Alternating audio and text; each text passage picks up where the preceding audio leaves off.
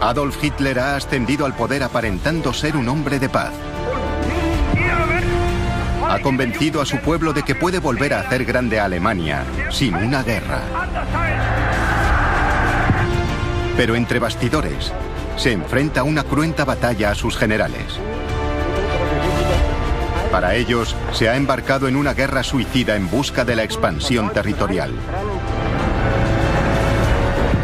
Algunos conspiran incluso para matarlo. Esta es la historia de cómo Hitler miente a su pueblo, desoyendo a sus generales y llevando a Alemania a una guerra catastrófica.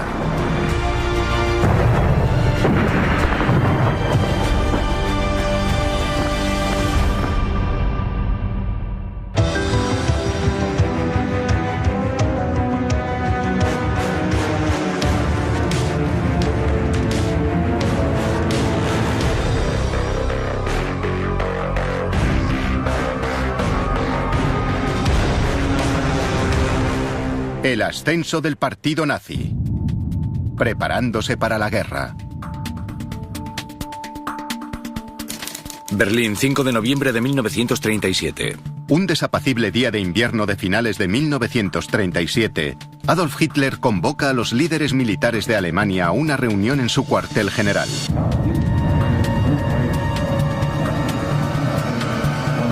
Están presentes figuras importantes, como el general Werner von Blomberg, ministro de la Guerra de Alemania,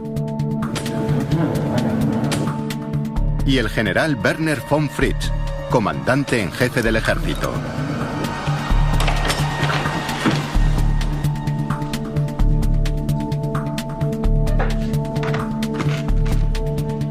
Creen que acuden a una reunión rutinaria. Pero Hitler les sorprende al empezar, explicándoles que lo que está a punto de comunicarles debe ser considerado su testamento. Hitler, a continuación, les explica sus planes de expansión militar.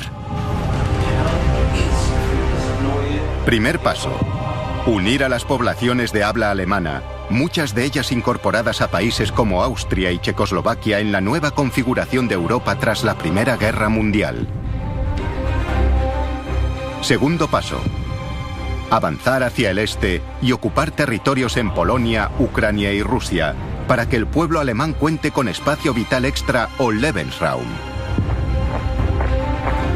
Es un sueño que ha perseguido durante casi 20 años.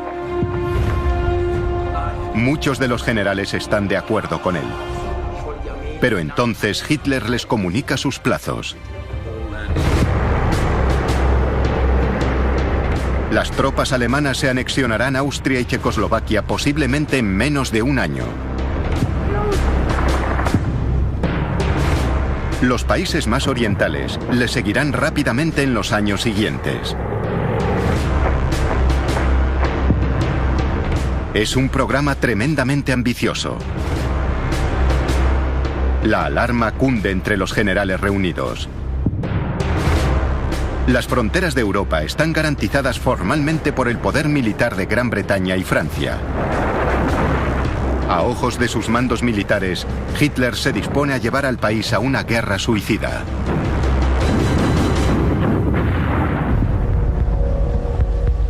Cuando salen de la reunión, lo hacen con un considerable recelo e inquietud.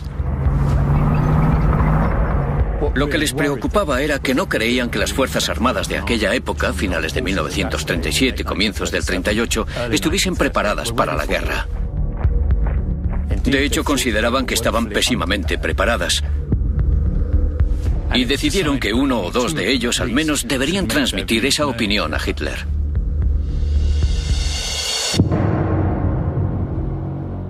Uno de los dos que accede a hablar con Hitler es Werner von Blomberg.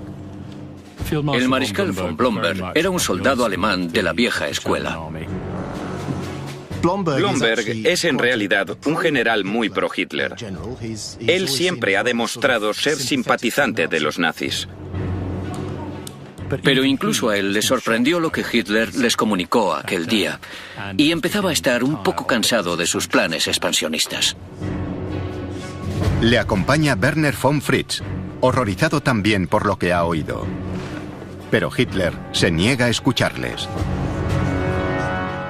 Hitler no estaba por la labor y sin duda en ese momento comenzó a dudar de su apoyo y comenzó a dudar de si podría llevar a cabo sus planes con ellos en sus puestos. Como los dos hombres averiguarían muy pronto, Hitler sabía cómo ocuparse de sus opositores.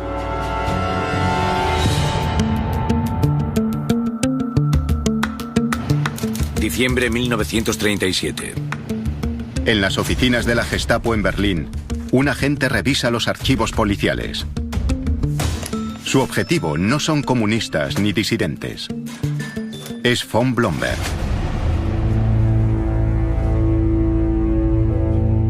Y muy pronto, el agente encuentra lo que está buscando. La ficha de Werner von Blomberg muestra que el general oculta un secreto turbio. Recientemente se ha vuelto a casar. Hitler había sido uno de los testigos. Ella era mucho más joven que él, pero es evidente que él, en algún momento, se enamoró y decidió casarse con ella, aunque solo tenía 25 años. Pero la nueva esposa de Blomberg tiene un pasado secreto y peculiar.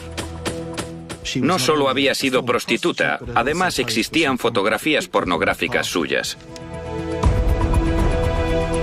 Los archivos revelan que había sido una habitual de los clubes y bares nocturnos más sórdidos de Berlín. Es una esposa inadecuada para una figura militar de tal importancia. El dossier es enviado a Hitler.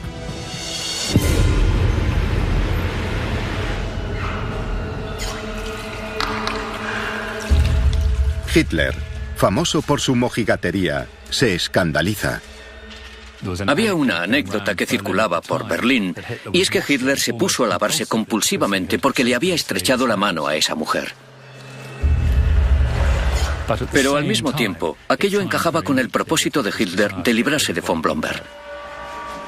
De librarse de la oposición que había encontrado a sus planes militares. Blomberg es convocado a una reunión, donde se le da a elegir: dimitir o que el pasado de su esposa se haga público. Como Hitler había imaginado, decide dimitir. Días después, Werner von Fritsch también es convocado a una reunión con el Führer. Aparece misteriosamente un archivo que sugiere que Fritsch había tenido una relación homosexual. La homosexualidad para los nazis era algo repugnante. Y para Hitler, que era tremendamente homofóbico, era algo totalmente inaceptable. Fritsch también se ve forzado a dimitir.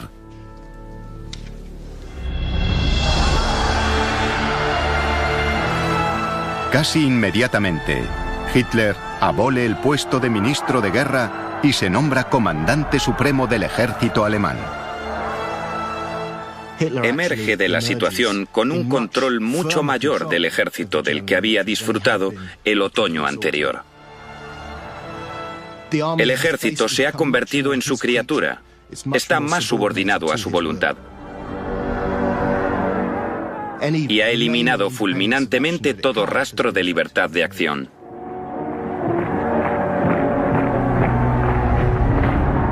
Pero Hitler se enfrenta a un obstáculo. El pueblo alemán lo ha elegido como un hombre de paz.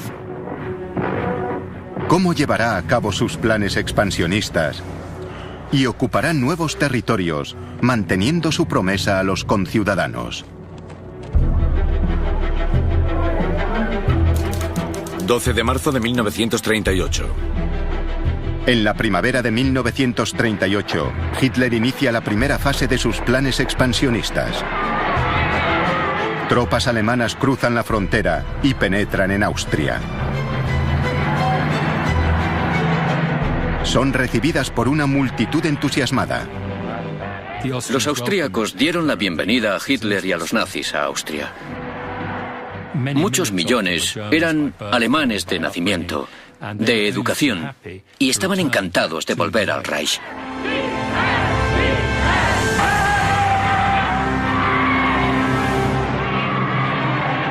En solo días, Hitler llega a Viena y reclama a Austria para su nueva y gran Alemania.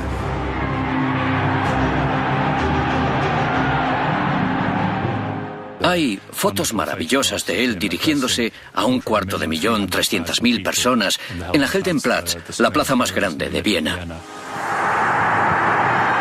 La anexión de Austria, aunque pacífica, es un incumplimiento flagrante de todos los acuerdos internacionales. Pero Gran Bretaña y Francia no hacen nada. Hitler ha sopesado la situación con gran inteligencia. Ha apostado a su reticencia a ir a la guerra. Y ha ganado.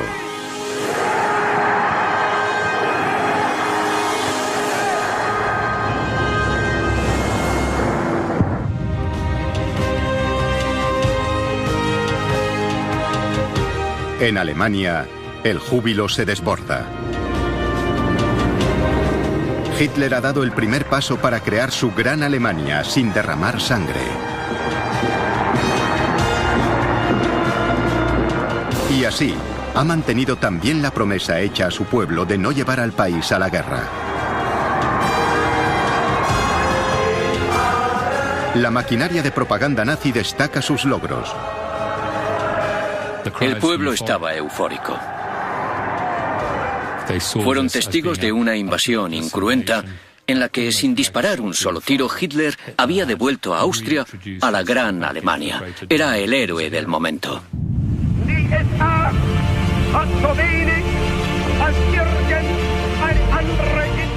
Joseph Goebbels, ministro de propaganda de Hitler y confidente, habla por muchos cuando escribe: El Führer es maravilloso, un auténtico genio. Se sienta ante los mapas durante horas y medita. Es emocionante cuando dice que quiere vivir para ver un nuevo imperio germánico.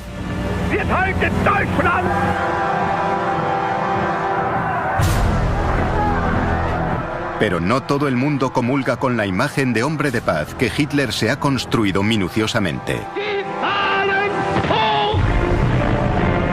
A sus espaldas se está gestando una trama para actuar contra él.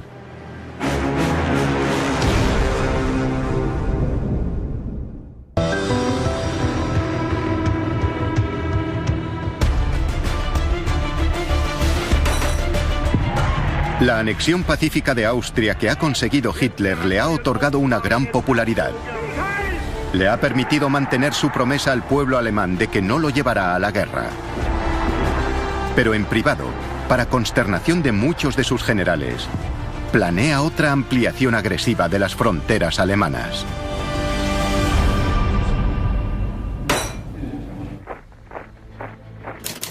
Verano 1938.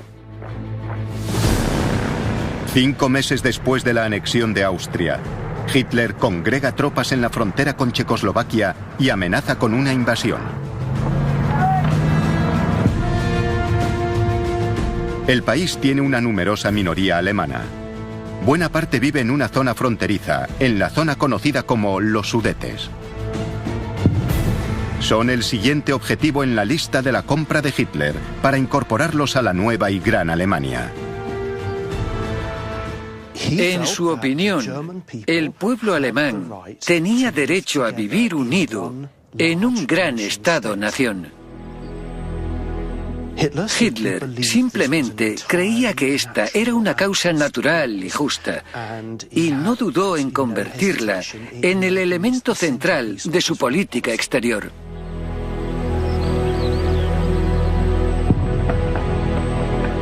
Pero a diferencia de los austríacos, los checos no están dispuestos a entregar territorio a Alemania. Además, la soberanía checa está garantizada por Francia y respaldada por Gran Bretaña. Hitler necesita mantener la ilusión ante el pueblo alemán de que es un hombre de paz. Si hay un conflicto, no puede parecer que ha sido por su culpa. La tarea recae en Joseph Goebbels, ministro de propaganda de Hitler. La maquinaria de propaganda nazi se pone en marcha. Los noticiarios muestran a los alemanes de los Sudetes como un pueblo deseoso de formar parte de la Gran Alemania. Hubo una vigorosa campaña previa de propaganda para sugerir que estas personas estaban perseguidas en el Estado checo, que no tenían los mismos derechos y que su deseo legítimo de convertirse en parte de Alemania les había sido denegado.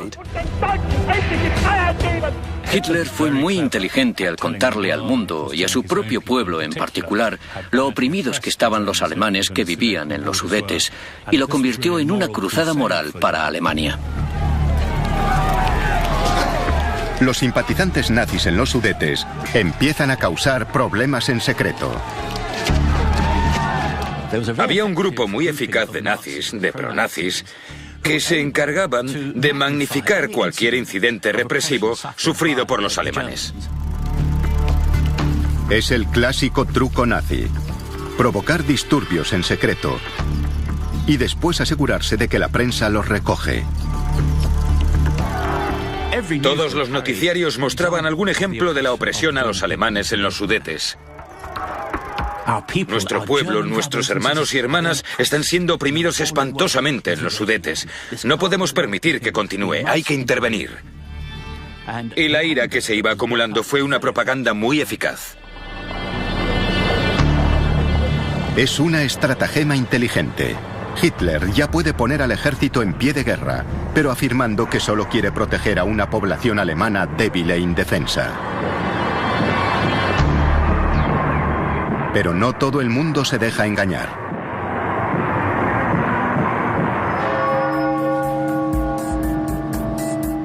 Berlín, septiembre de 1938. A finales de ese verano, en una catedral de la capital alemana, se desarrolla una escena extraordinaria.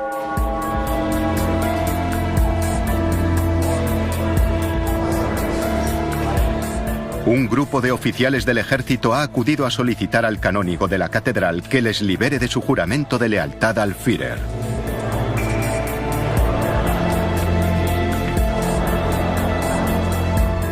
Entre ellos está Hans Oster, coronel de la inteligencia militar alemana. Al principio respaldaba a los nazis. Pero ahora, como el resto del grupo, cree que Hitler está llevando al país a una guerra suicida.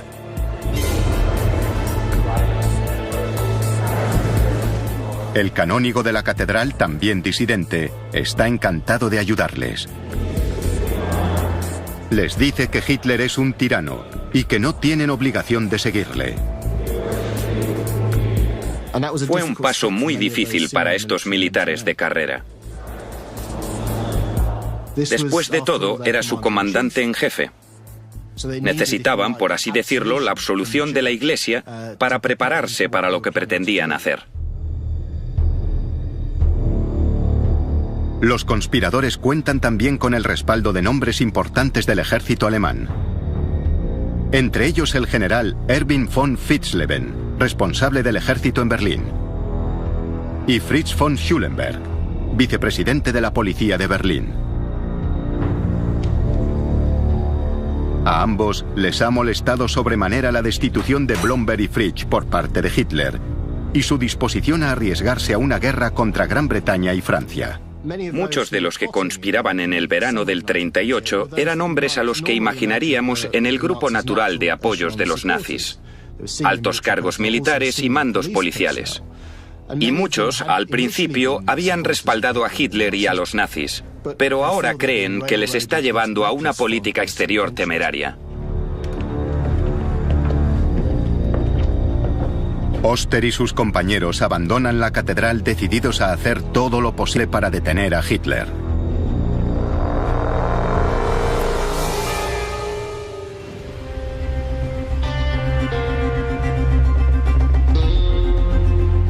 Durante los meses siguientes, los conspiradores elaboran su plan.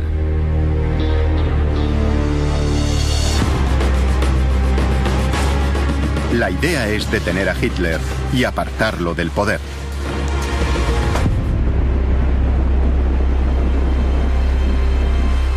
Recorren Berlín, estudiando los lugares en los que podrían emboscarlo. Pero la gran pregunta pendiente es, ¿cuándo actuar?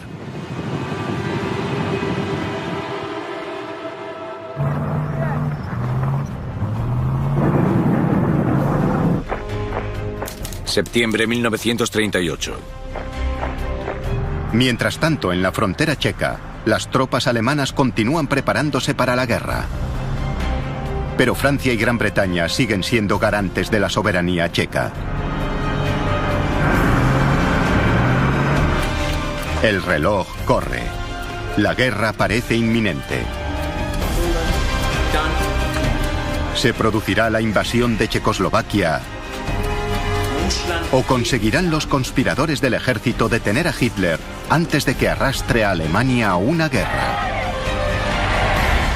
De improviso, se produce un hecho sorprendente.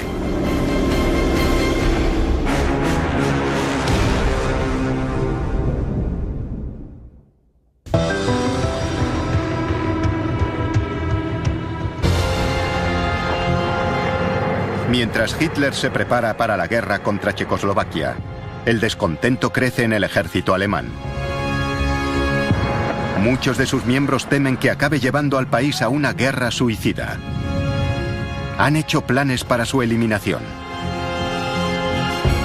Pero entonces se produce un hecho inesperado.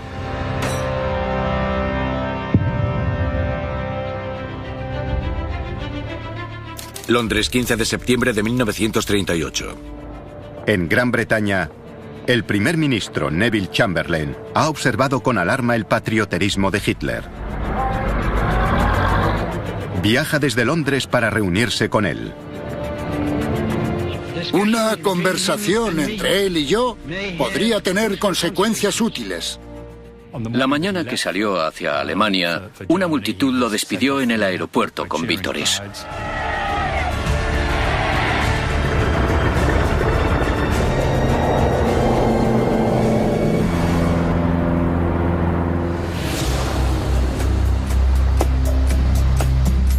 En Alemania, Chamberlain es recibido por Hitler en Berghof, su retiro de montaña en los Alpes alemanes. Chamberlain y Hitler son figuras diferentes, les separan 20 años, el uno tiene 69 y el otro 49. Chamberlain tuvo que sentirse una figura muy extraña, entre tanto alemán con uniforme nazi, con su cuello alto, su corbata, su paraguas cerrado. Chamberlain parece un estadista de la vieja escuela. Hitler parece muy diferente. Fue el encuentro de dos culturas, la vieja escuela de la diplomacia británica representada por Chamberlain y este nuevo y agresivo movimiento nazi. Como simbolizando el significado de la reunión, estalla una fuerte tormenta. Aquel día se desató una tormenta, como no podía ser de otra forma, y menuda tormenta se vivió. A Chamberlain, como les pasa a muchos cuando conocen a Hitler, le impresiona el carisma, la personalidad, el carácter de ese hombre. Y eso da a Hitler una gran ventaja para conseguir lo que quiere. Hitler, una vez más, se presenta como un hombre de paz, que solo intenta ayudar a sus compatriotas. Exige un referéndum en los Sudetes para votar su secesión de Checoslovaquia. Chamberlain parece aceptar su argumentación y accede a intentar convencer a los gobiernos francés y checo. Pero deja una pobre impresión en sus anfitriones alemanes. Cuando se marchó aquella noche, hubo muchas bromas entre el personal y otras personas presentes en Berghof sobre Chamberlain. Los alemanes no tenían ninguna duda, tras haberlo conocido, de que era un hombre al que podrían manejar.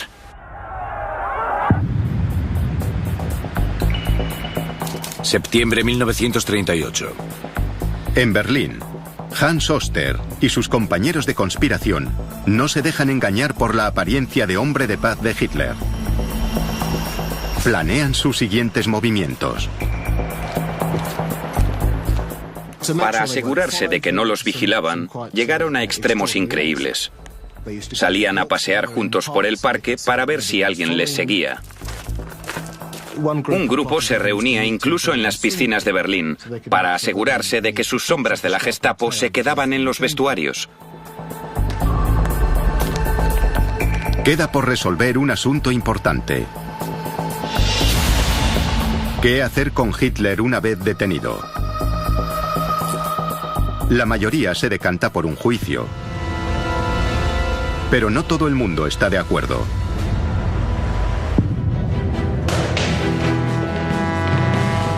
Uno de ellos es el mayor Friedrich Wilhelm Heinz, exmatón de extrema derecha. Friedrich Wilhelm Heinz tenía un pasado pintoresco. Había participado en la Primera Guerra Mundial y pertenecido a las organizaciones paramilitares de derechas de los años 20. Heinz apoya la causa nazi, pero no el liderazgo de Hitler. Y contesta a Oskar, el líder espiritual de la rebelión. Hitler vivo es más fuerte que todas nuestras divisiones. Hay que matarlo. Los dos hombres alcanzan un acuerdo secreto. Hitler será abatido en la confusión del arresto. Ahora hay posibilidades muy reales de que Hitler acabe muerto. Bad Godesberg, 22 de septiembre de 1938. 5 días después de su primer viaje para ver a Hitler, Chamberlain regresa a Alemania. La segunda reunión se celebra en la pequeña localidad balneario de Bad Godesberg, a orillas del Rin. El hotel de Chamberlain, el Petersburg, se encuentra en una orilla del río. Hitler se aloja en su favorito, el Dresden, en la opuesta. El Dresden era el lugar en el que Hitler tradicionalmente se relajaba, donde se alojaba cuando iba de vacaciones. Herr Dresden, el propietario del hotel, era un nazi recalcitrante. Y tenía una costumbre interesante. Cuando Hitler se alojaba allí, subastaba después los objetos que había en la habitación para ganar un dinero extra.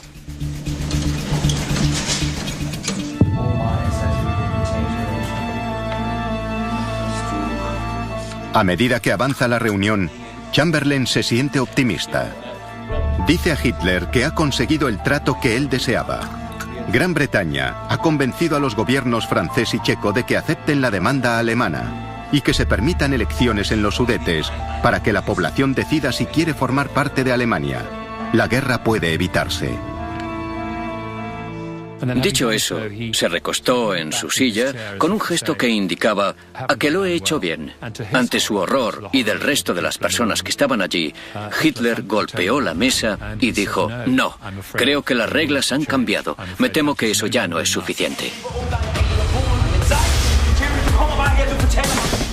Adoptó una actitud increíblemente histriónica y teatral, espumeando de ira por la boca. Hitler explica a un asombrado Chamberlain que ya no le interesan unas elecciones.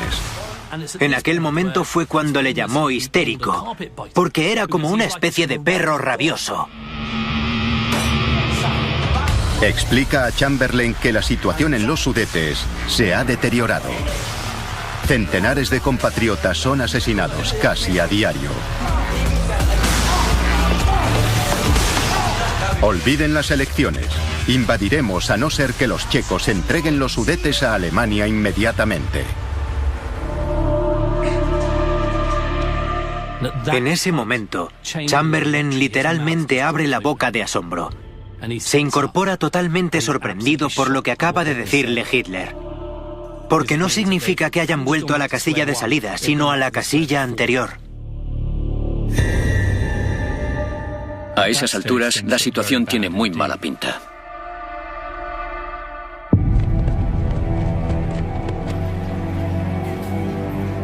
Londres, 24 de septiembre de 1938. Chamberlain vuelve a casa muy alterado. Tiene ante sí una decisión trascendental. debe convencer al mundo de que a Hitler le asiste el derecho legítimo de invadir los Sudetes o llevar a Gran Bretaña a la guerra. Enseguida toma una decisión. Pronuncia ante la Cámara de los Comunes una frase que se ha hecho famosa.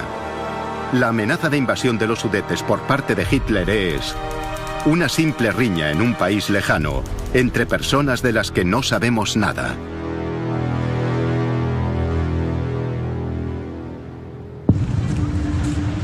Septiembre 1938. En Berlín, los conspiradores del ejército están convencidos de que Hitler está llevando al país a la guerra. No se pueden creer que Gran Bretaña haya accedido a la última demanda de Hitler.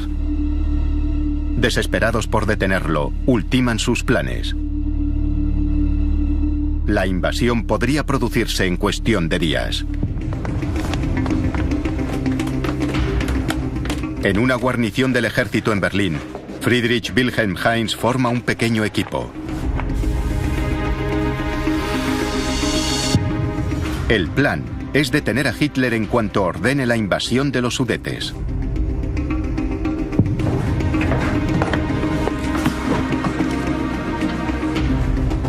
Se reparten armas, munición y granadas de mano.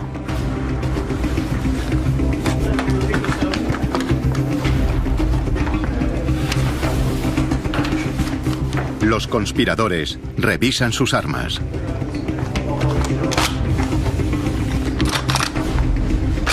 Pero entonces ocurre algo que no habían previsto.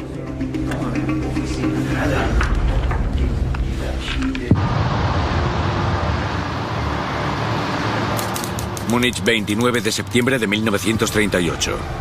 Las grandes potencias europeas, Gran Bretaña, Francia, Alemania e Italia, se reúnen en Múnich en un intento final de encontrar una solución a la crisis de los Sudetes.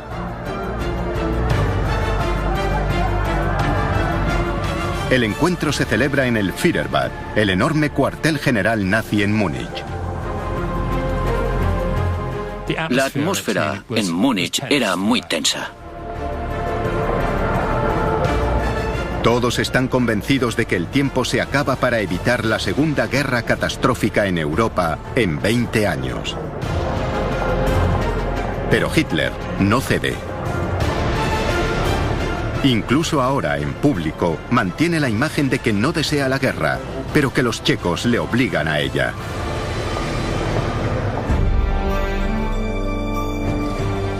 A toda Alemania le preocupa que, a pesar de la fe que tienen en Hitler, este esté a punto de romper su promesa. La realidad era, y lo sabemos por los diarios, que había muchas dudas, no solo en el ejército, sino también entre el alemán de a pie. No se expresaban abiertamente porque no había lugar para hacerlo, pero la ansiedad estaba ahí. Hay una enorme turbación entre el pueblo. Están demasiado aterrorizados para salir y decir, esto no está bien. Pero se palpa el miedo a una guerra mundial y a lo que le pasará a Alemania. La paz en Europa pende de un hilo. Entonces, Chamberlain ofrece un compromiso nuevo y extraordinario. Hitler puede quedarse los Sudetes, si promete que esta será su última ambición territorial. Hitler responde inmediatamente. Sí, sí. Es la última demanda territorial que haré en Europa.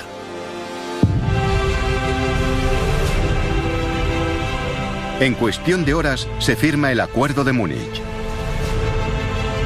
Es un giro extraordinario. Chamberlain está convencido de que se ha evitado la guerra. Para Hitler, el triunfo es doble. Las fronteras alemanas se han ampliado una vez más. Y puede continuar con su mentira de que es un hombre de paz. Una vez más, es un héroe nacional.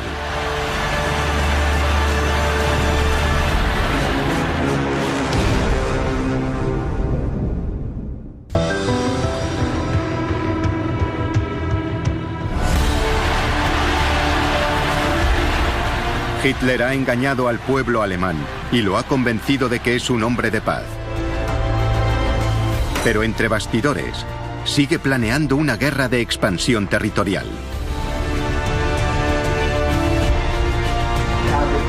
Irónicamente, con el Tratado de Paz de Múnich, se desvanece la última oportunidad de detenerlo.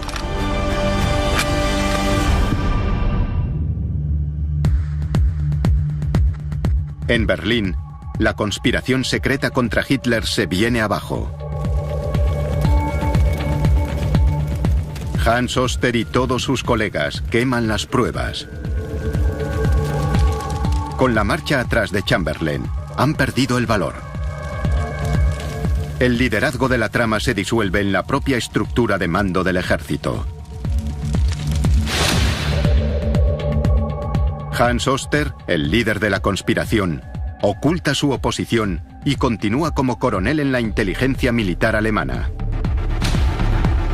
Friedrich Wilhelm Heinz, que quería matar a Hitler, se alista en un grupo de las fuerzas especiales y combatirá en el frente oriental.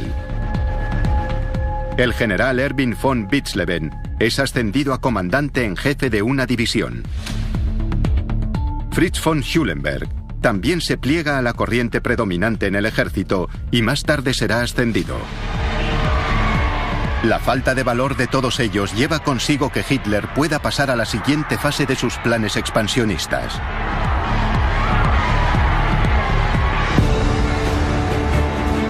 Checoslovaquia, 15 de marzo de 1939. 6 meses después de firmar el Tratado de Múnich, lo rompe. En marzo de 1939, las tropas alemanas atraviesan los Sudetes y ocupan toda Checoslovaquia. Ya no se trata solo de unir a todos los pueblos de habla alemana. Esto es una expansión territorial. Y sin embargo, Gran Bretaña y Francia aún no están dispuestas a ir a la guerra. Para el pueblo alemán, parece otro triunfo espectacular.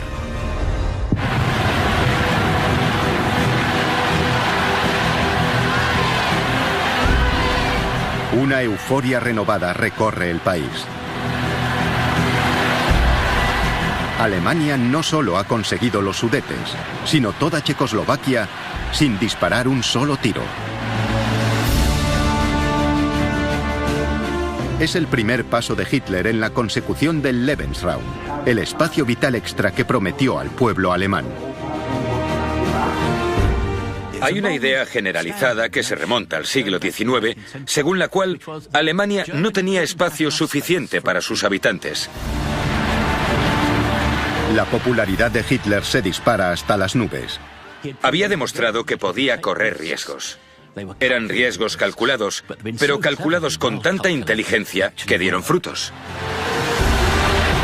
Para muchos, es el mejor diplomático de la historia del país. Las cartas y poemas laudatorios se suceden.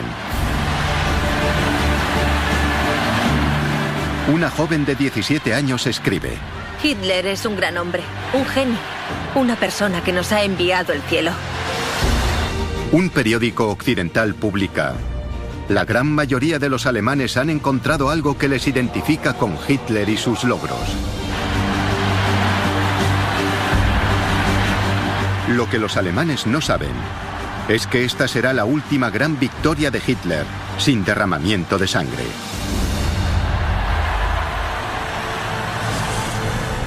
La comunidad internacional estaba indignada.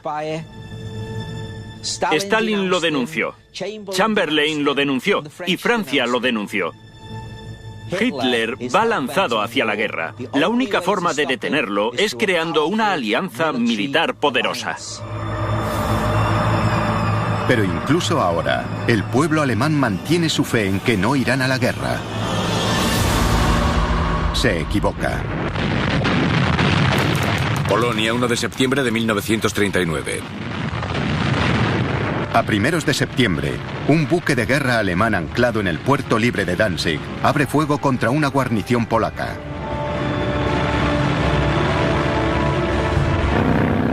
Mientras tanto, las tropas alemanas cruzan la frontera hacia Polonia.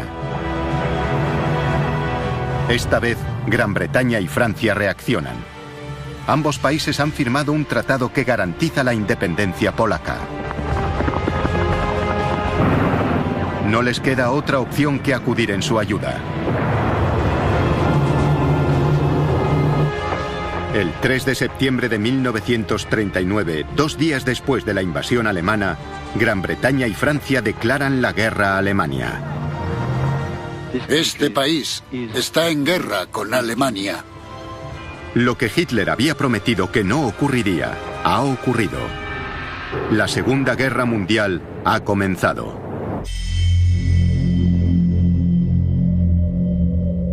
En Alemania, el ambiente es de miedo y desastre. El pueblo alemán no tenía ningunas ganas de vivir lo que se consideraba una reedición de la Primera Guerra Mundial, que había sido catastrófica para Alemania. Por los documentos de la época, sabemos que el ánimo en Berlín era sombrío y depresivo. La guerra que confiaban evitar finalmente ha llegado. Pero entonces, rápidamente, el ánimo cambia, porque las fuerzas alemanas aplastan toda oposición. Polonia es derrotada en semanas. El ejército alemán se vuelve entonces hacia el oeste. La guerra se extiende por toda Europa y viene acompañada de más victorias fáciles. Alemania ocupa Dinamarca y Noruega. Es un esfuerzo de guerra conjunto. Son tanques, artillería, todo al unísono. Poco después, las fuerzas alemanas invaden Bélgica y Holanda. Es una guerra nunca vista. Es algo realmente devastador. Es una guerra brutal.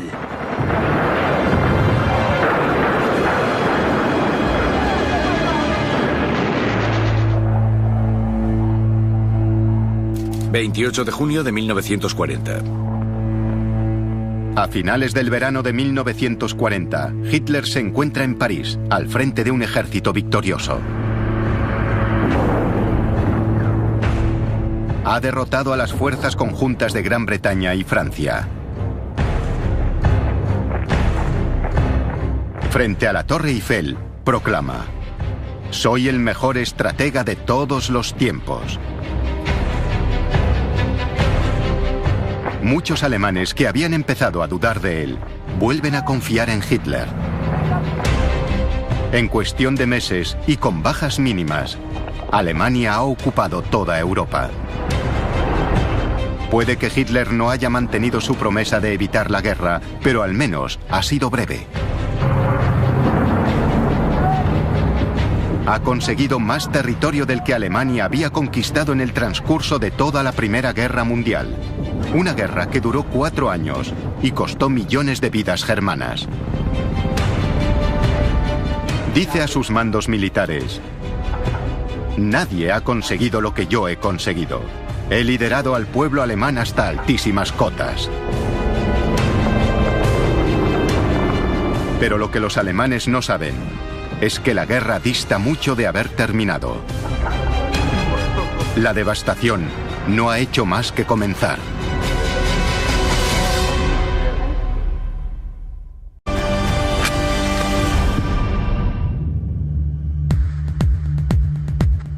En Berlín, la conspiración secreta contra Hitler se viene abajo.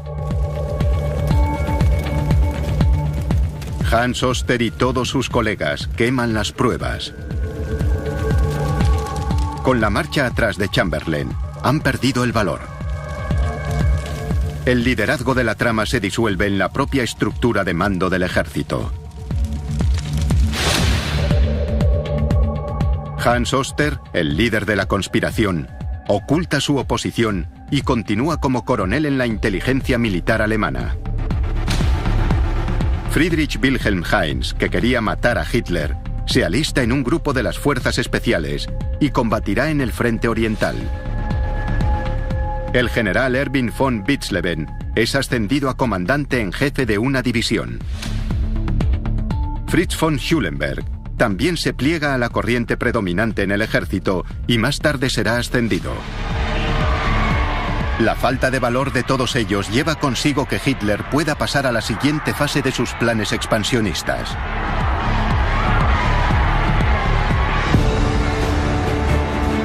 Checoslovaquia, 15 de marzo de 1939. 6 meses después de firmar el Tratado de Múnich, lo rompe. En marzo de 1939, las tropas alemanas atraviesan los Sudetes y ocupan toda Checoslovaquia. Ya no se trata solo de unir a todos los pueblos de habla alemana. Esto es una expansión territorial. Y sin embargo, Gran Bretaña y Francia aún no están dispuestas a ir a la guerra. Para el pueblo alemán, parece otro triunfo espectacular.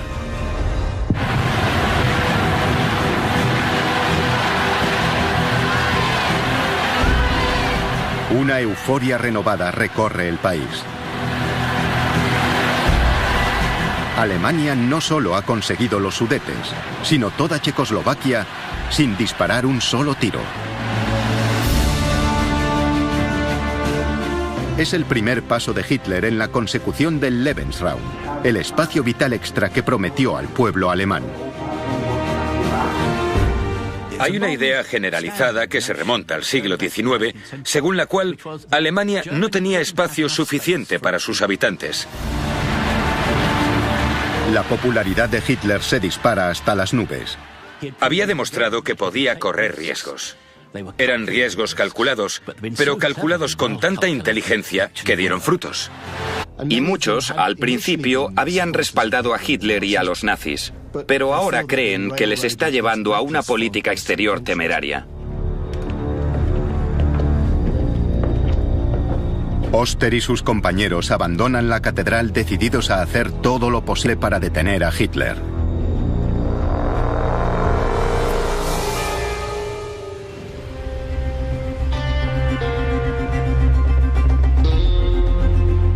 Durante los meses siguientes, los conspiradores elaboran su plan.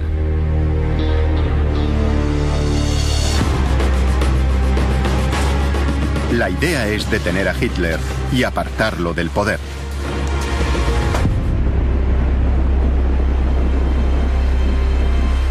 Recorren Berlín, estudiando los lugares en los que podrían emboscarlo. Pero la gran pregunta pendiente es, ¿cuándo actuar?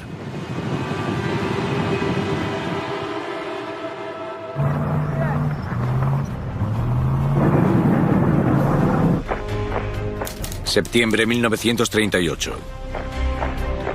Mientras tanto, en la frontera checa, las tropas alemanas continúan preparándose para la guerra. Pero Francia y Gran Bretaña siguen siendo garantes de la soberanía checa. El reloj corre. La guerra parece inminente. ¿Se producirá la invasión de Checoslovaquia? ¿O conseguirán los conspiradores del ejército detener a Hitler antes de que arrastre a Alemania a una guerra? De improviso, se produce un hecho sorprendente.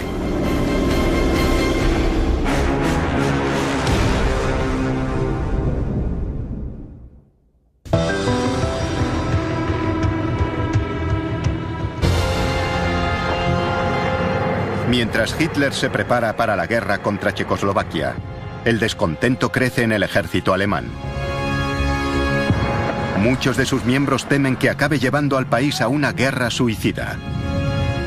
Han hecho planes para su eliminación. Pero entonces se produce un hecho inesperado.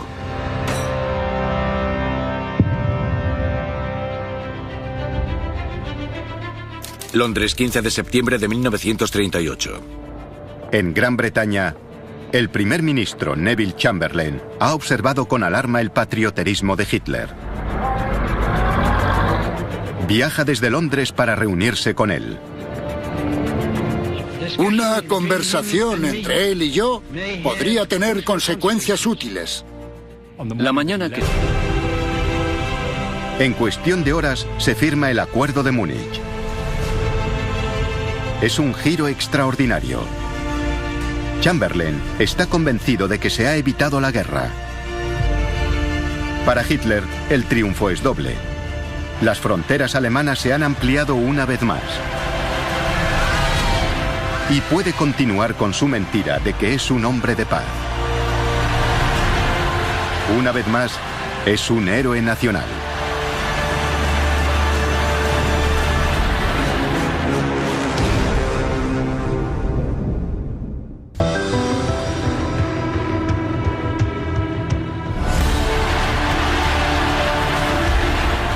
Hitler ha engañado al pueblo alemán y lo ha convencido de que es un hombre de paz.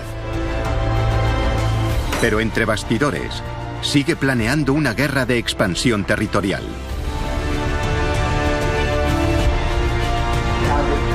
Irónicamente, con el Tratado de Paz de Múnich, se desvanece la última oportunidad de detenerlo.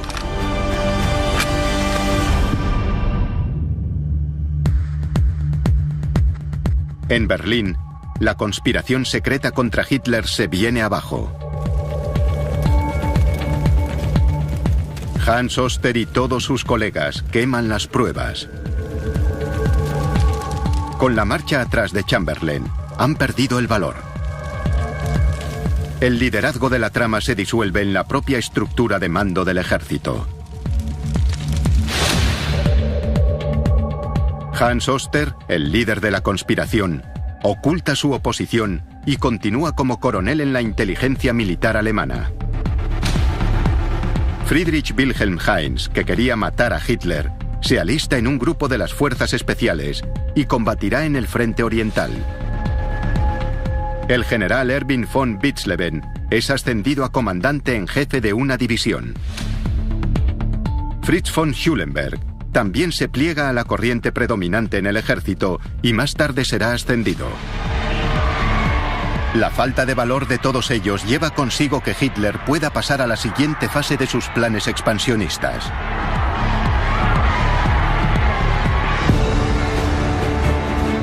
Checoslovaquia, 15 de marzo de 1939. 6 meses después de firmar el Tratado de Múnich, lo rompe.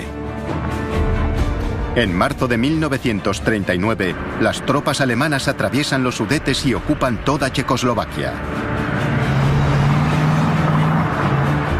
Ya no se trata solo de unir a todos los pueblos de habla alemana. Esto es una expansión territorial.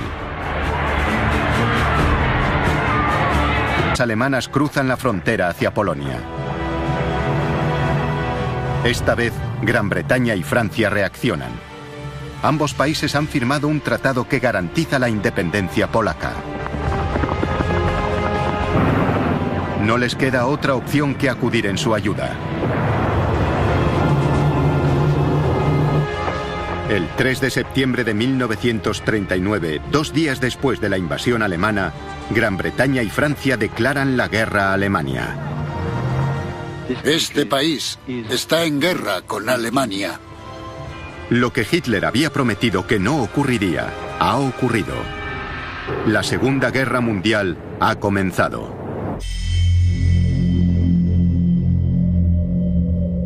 En Alemania, el ambiente es de miedo y desastre.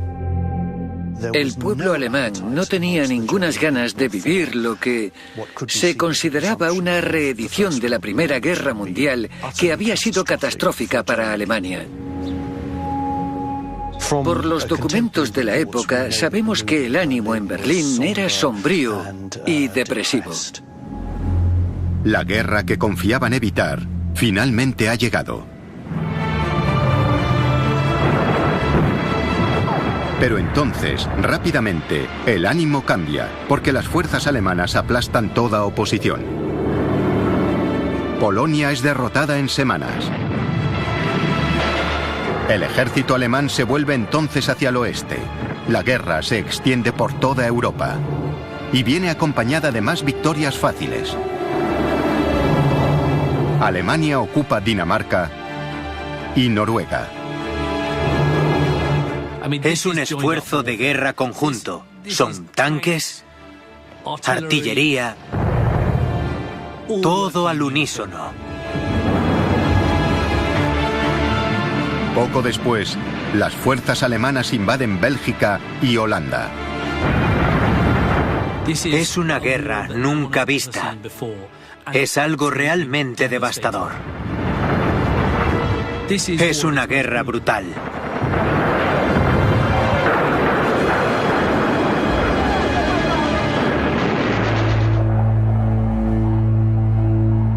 ...28 de junio de 1940.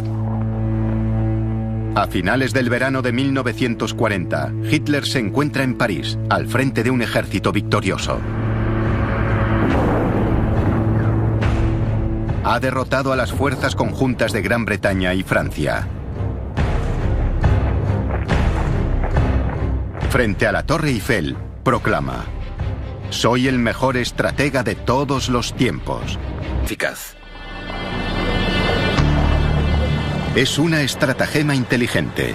Hitler ya puede poner al ejército en pie de guerra, pero afirmando que solo quiere proteger a una población alemana débil e indefensa.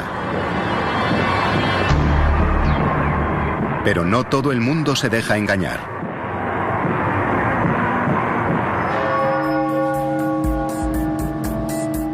Berlín, septiembre de 1938. A finales de ese verano, en una catedral de la capital alemana, se desarrolla una escena extraordinaria.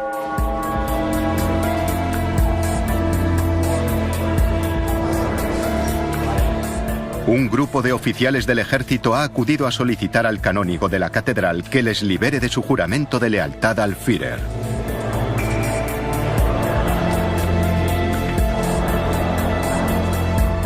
Entre ellos está Hans Oster, coronel de la inteligencia militar alemana. Al principio respaldaba a los nazis. Pero ahora, como el resto del grupo, cree que Hitler está llevando al país a una guerra suicida.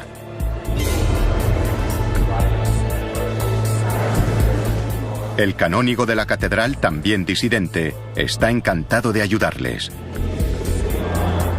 Les dice que Hitler es un tirano y que no tienen obligación de seguirle. Fue un paso muy difícil para estos militares de carrera. Después de todo, era su comandante en jefe. Necesitaban, por así decirlo, la absolución de la Iglesia para prepararse para lo que pretendían hacer. Los conspiradores cuentan también con el respaldo de nombres importantes del ejército alemán. Entre ellos el general Erwin von Witzleben, responsable del ejército en Berlín, y Fritz von Schulenberg, vicepresidente de la policía de Berlín. A ambos les ha molestado sobremanera la destitución de Blomberg y Fritsch por parte de Hitler y su disposición a arriesgarse a una guerra contra Gran Bretaña y Francia.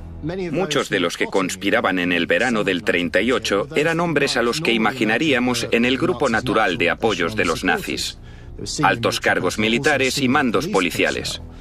Y muchos, al principio, habían respaldado a Hitler y a los nazis, pero ahora creen que les está llevando a una política exterior temeraria.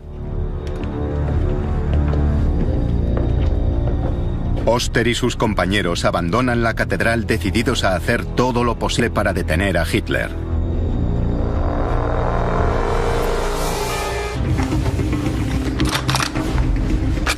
Pero entonces ocurre algo que no habían previsto.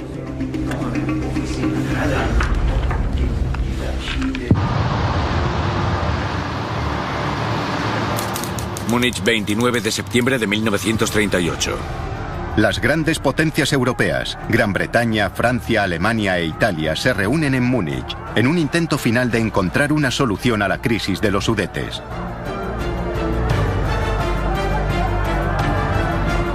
El encuentro se celebra en el Führerbad, el enorme cuartel general nazi en Múnich. La atmósfera en Múnich era muy tensa. Todos están convencidos de que el tiempo se acaba para evitar la segunda guerra catastrófica en Europa en 20 años. Pero Hitler no cede. Incluso ahora, en público, mantiene la imagen de que no desea la guerra, pero que los checos le obligan a ella.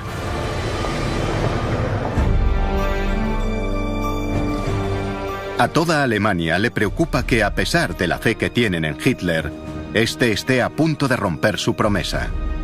La realidad era, y lo sabemos por los diarios, que había muchas dudas, no solo en el ejército, sino también entre el alemán de a pie.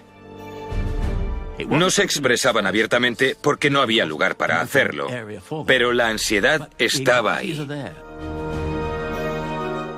Hay una enorme turbación entre el pueblo. Están demasiado aterrorizados para salir y decir, esto no está bien.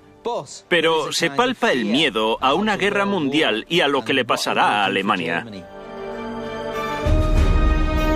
La paz en Europa pende de un hilo.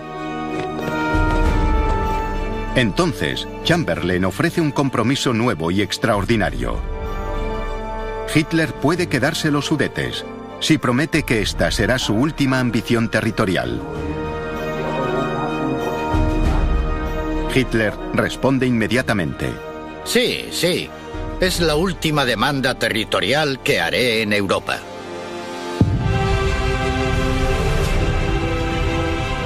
En cuestión de horas se firma el Acuerdo de Múnich.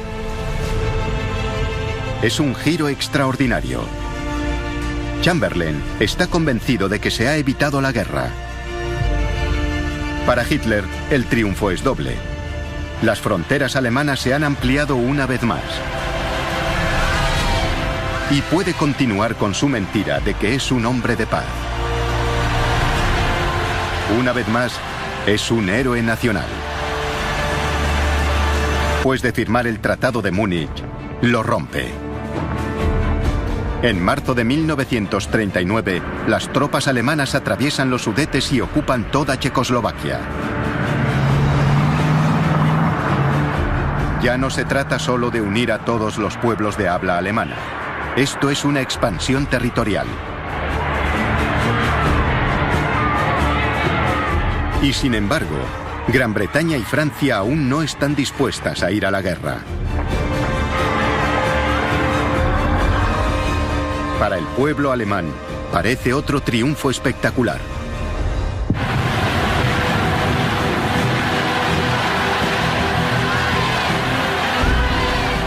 Una euforia renovada recorre el país.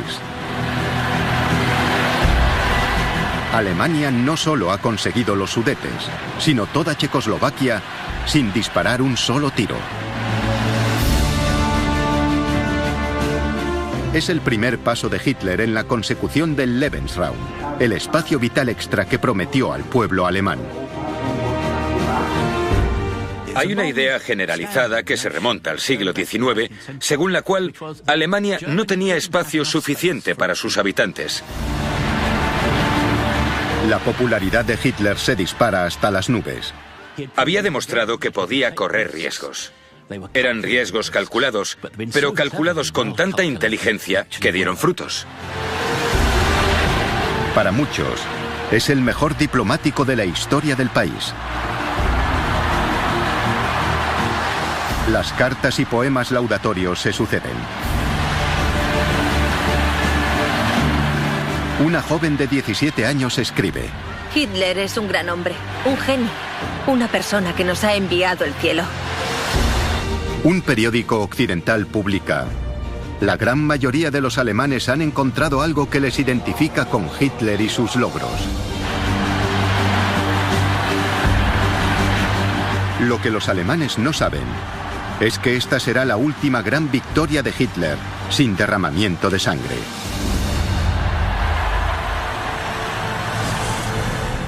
La comunidad internacional estaba indignada.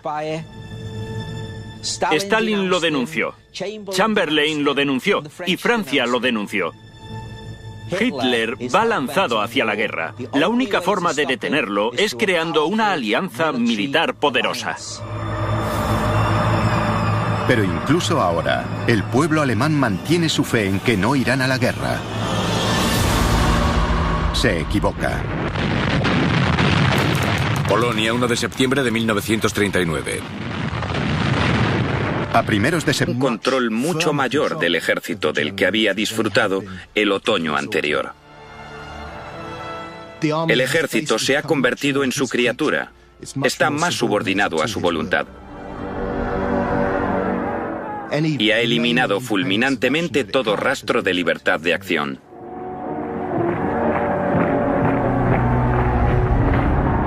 Pero Hitler se enfrenta a un obstáculo. El pueblo alemán lo ha elegido como un hombre de paz. ¿Cómo llevará a cabo sus planes expansionistas y ocupará nuevos territorios, manteniendo su promesa a los conciudadanos?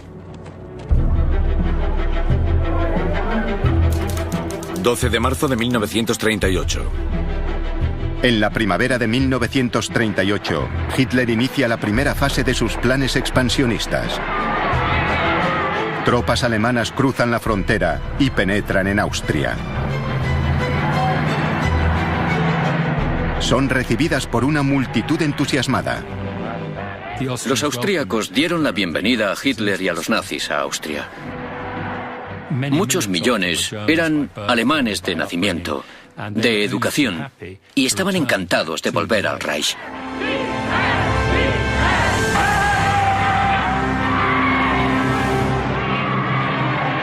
En solo días, Hitler llega a Viena y reclama a Austria para su nueva y gran Alemania.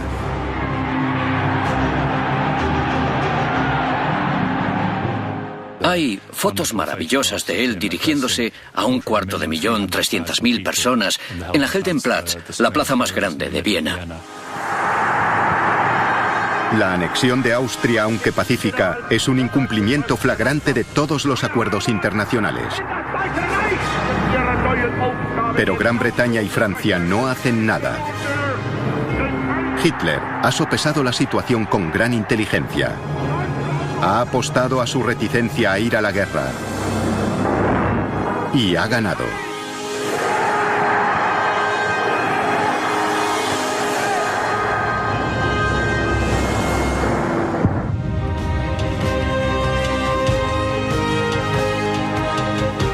En Alemania, el júbilo se desborda.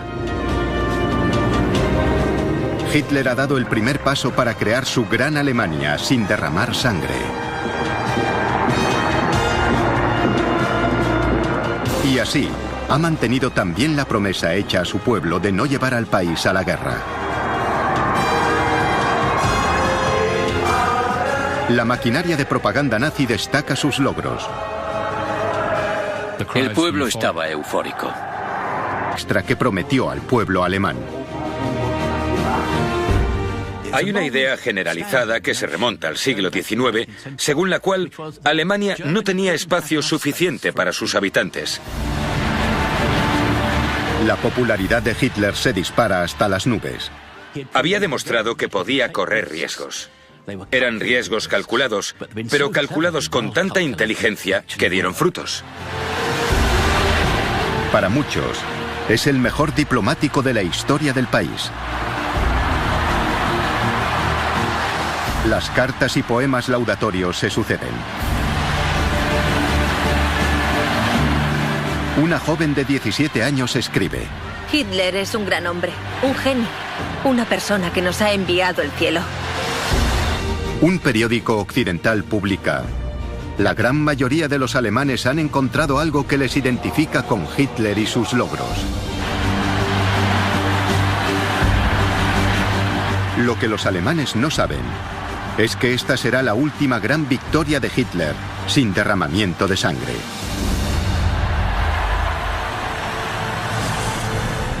La comunidad internacional estaba indignada.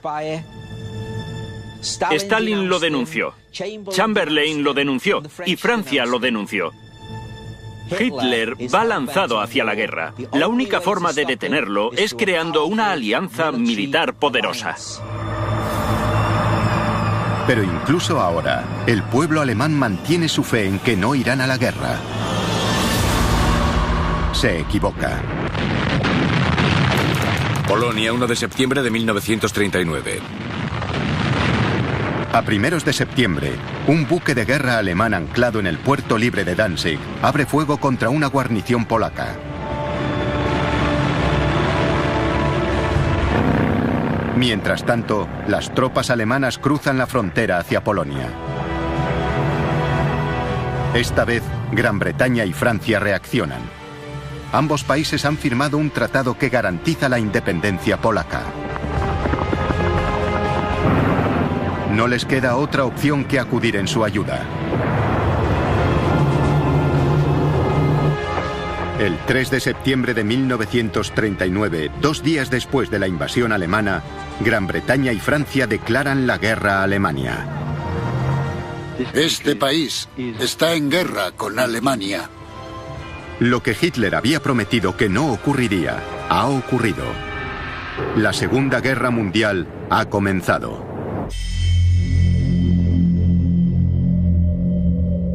En Alemania, el ambiente es de miedo y desastre. El pueblo... creen que acuden a una reunión rutinaria. Pero Hitler les sorprende al empezar, explicándoles que lo que está a punto de comunicarles debe ser considerado su testamento.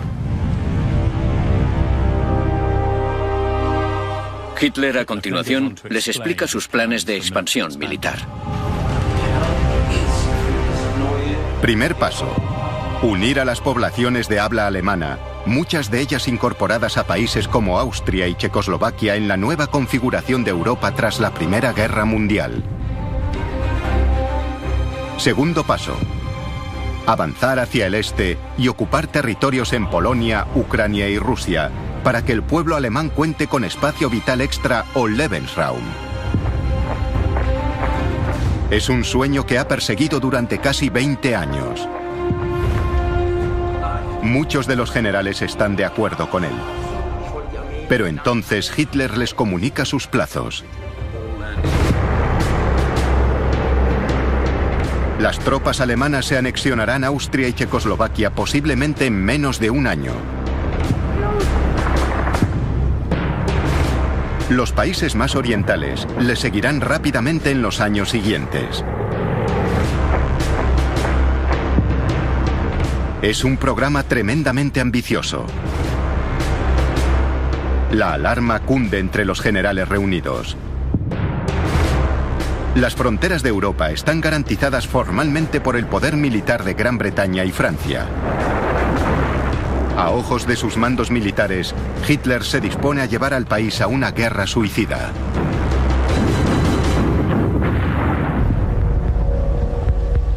Cuando salen de la reunión, lo hacen con un considerable recelo e inquietud. Lo que les preocupaba era que no creían que las Fuerzas Armadas de aquella época, finales de 1937, comienzos del 38, estuviesen preparadas para la guerra. De hecho, consideraban que estaban pésimamente preparadas. Y decidieron que 1 o 2 de ellos al menos deberían transmitir esa opinión a Hitler.